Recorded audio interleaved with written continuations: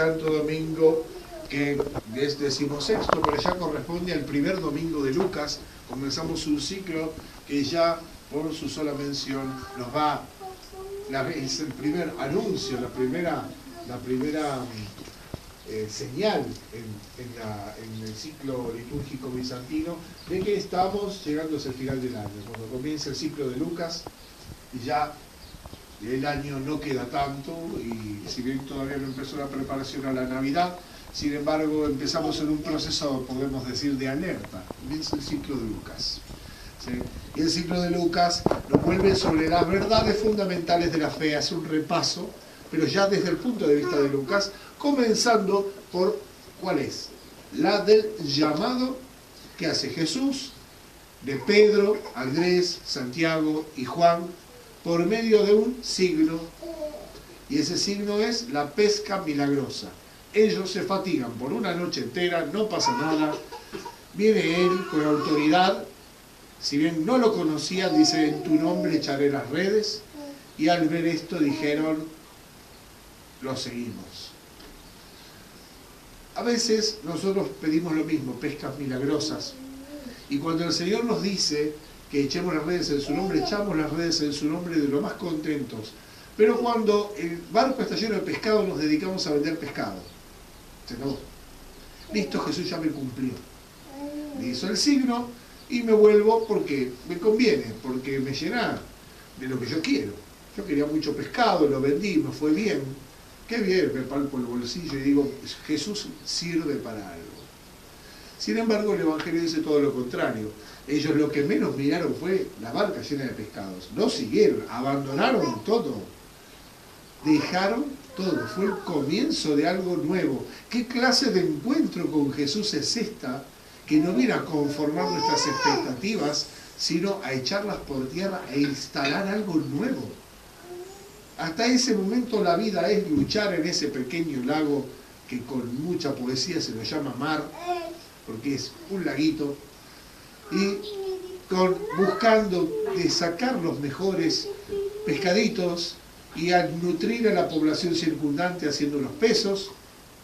Sin embargo, acá viene alguien cuya llamada, ven y sígueme, resuena en una vida y la cambia para siempre, al punto de que hoy, justamente el Evangelio, la palabra de Dios, inspirada por Dios, es esta. Por otra parte, hoy se celebra la dormición de San Juan Evangelista. En el lenguaje cristiano tradicional, la palabra dormición se aplica a la muerte de los cristianos. La palabra muerte tiene un doble significado. Un significado, por supuesto, que es la separación del alma y del cuerpo, pero sobre todo tiene un sentido de una muerte en el pecado. Por eso la palabra muerte solamente se utiliza para Jesús, muerte de nuestro Señor Jesucristo, porque Él vino a pagar el precio por nuestros pecados. Él murió como si fuera un pecador. Él padeció todo lo que nos tendría que pasar a nosotros. Él absorbió toda la mortandad de la muerte y la cargó sobre sí. Entonces la de Jesús es muerte. Ahora, aquel que muere en Cristo, que muere bajo el amparo de su gracia, en primer lugar, ¿quién es? La que muere, la que se va de este mundo al amparo de la gracia de Cristo. La primera, por sobre todo, la bienaventurada y siempre Virgen Madre de Dios, María. Por eso la de ella es dormición. Ahora bien, también se aplica a los santos en general. San Juan Evangelista, alguien muy cercano, en particular, pero que también celebramos su dormición, su entrada al cielo. Y a tal punto, la muerte, la partida del cristiano de este mundo es una dormición que al lugar donde ponemos el resto de nuestros queridos, y que algún día espero que pongan los nuestros, es llamado en griego dormitorio, kimiterion, ¿sí? Cementerio viene de eso, lugar donde se duerme esperando la resurrección. La nuestra es una partida llena de esperanza, con tanta esperanza que no solamente afirmamos que el alma se salva y se va a una nubecita muy llenita y con una buena vista del cielo, sino que volverá a tener cuerpo como el que tenemos, pero transfigurado de gloria. En esto consiste la novedad de la fe cristiana. El cuerpo no es un cascarón que se desecha. Nosotros no creemos en la reencarnación, sino en la resurrección al final de los tiempos. A cada alma le corresponde un cuerpo. Y resucitaremos a partir de la condición del alma.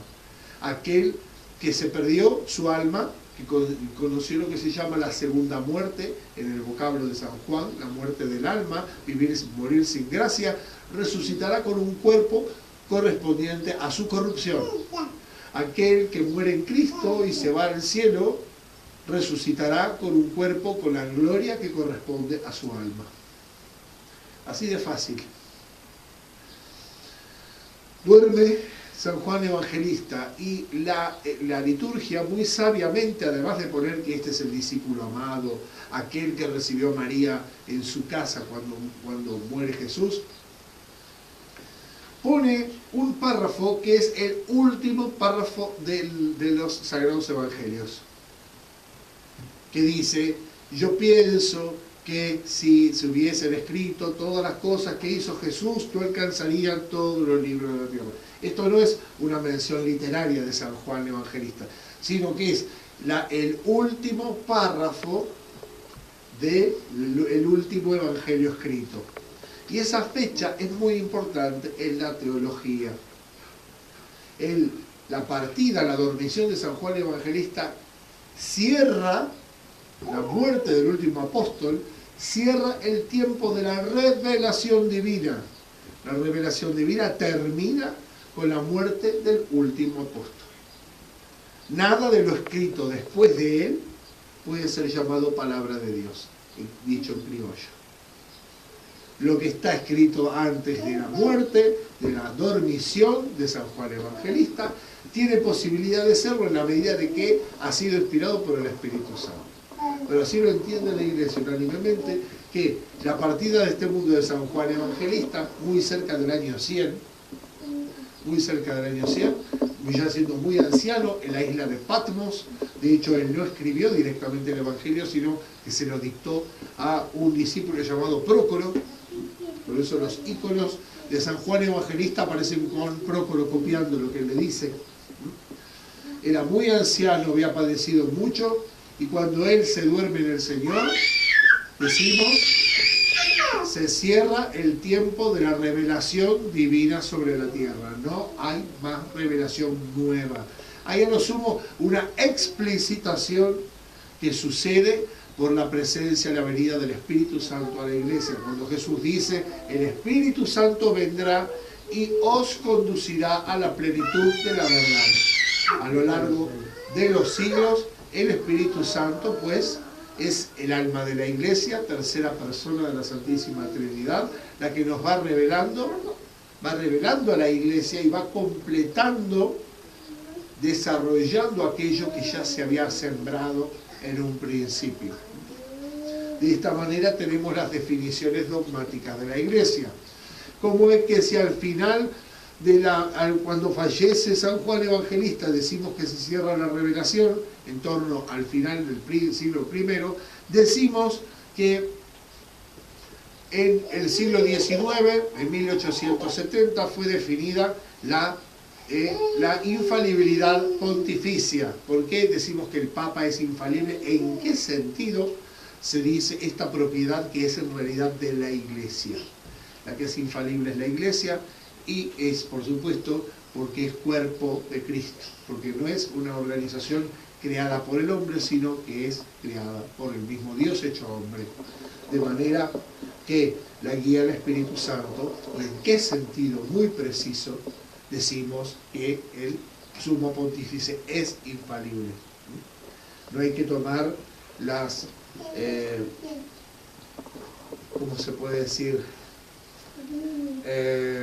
balbuceos poco bien intencionados que tantas veces se esgrimen sobre la fe católica. La fe católica es cognoscible fácilmente.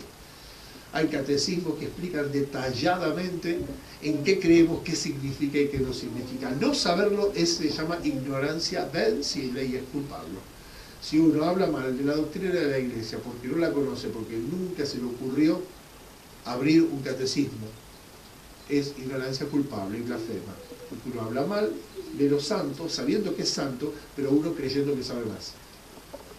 De que, digamos, hay que agarrar los libros, como decía un eminente profesor mío, un gran sacerdote, y hay que dejarse instruir y profundizar.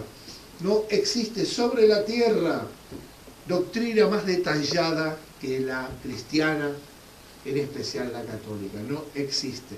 Si no existe más detalle, explicación y podemos decir razón que une un misterio con otro. De esa misma manera tenemos la Inmaculada Concepción de la Virgen, en la cual la Iglesia proclama, después de una gran investigación, después de una gran experiencia de trato con María, hace que esto que está no contradice nada de lo revelado anteriormente y se ha desarrollado a lo largo de la vida de la Iglesia, se lo puede explicitar como dogma de fe, que es así, que ella fue preservada del pecado original. Vuelvo a lo mismo, a veces se escuchan balbuceos y tratan de confundir y dar un valor a lo que se está definiendo que no lo tiene. Por eso siempre las definiciones teológicas son muy precisas. Fíjense lo precisas que son las definiciones teológicas, que a veces en la traducción por ejemplo, del credo largo, del credo niceno-constantinopolitano, se utiliza una frase que nosotros también hemos usado muchas veces y decimos que el Padre y el Hijo, que el Espíritu Santo es adorado y glorificado juntamente con el Padre y el Hijo. Y en realidad lo que dice el texto original es que el Espíritu Santo es coadorado y conglorificado con el Padre y el Hijo. ¿Y saben qué? No es lo mismo. Decirlo primero en un sentido estricto es cometer un error teológico, porque la coadoración del Espíritu es una sola operación dirigida a tres que tienen igual honor. En cambio, tener lo mismo no significa que tenerlo al mismo tiempo ni en el mismo grado. Fíjense lo sutil y lo preciso que es el lenguaje teológico de nuestra Madre la Iglesia, que nos instruye sobre los misterios de Dios, no como si fueran así recetas al paso, sino que son doctrina de vida.